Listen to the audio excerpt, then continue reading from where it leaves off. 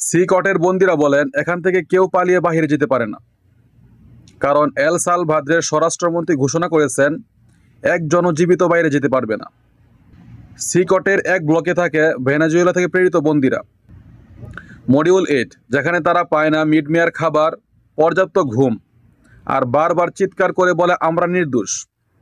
যদিও অন্য ব্লকের পুরো সিস্টেমই নিঃস্ব শান্তিময় পরিবেশে নিয়ন্ত্রিত, বিশিষ্ট প্রাচীন এবং কৌশলগত শাসন ব্যবস্থায় আটকানো।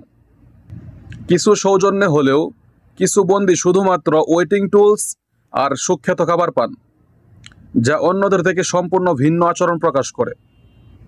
তবে অধিকাংশ জীবন কাটে মানবতার বাইরে। এখানে সহিংসতা, নির্যাতন ও অমানবিক অবস্থা বিরাজমান। তবে যে ফাঁদগুলোর কথা থেকে মানুষ ভয় পায় তা এখনো গভীর অন্ধকারে লুকায়িত আছে। এটাই অপরাধ নয়, নিষ্প্রাপ্য মৃত্যু।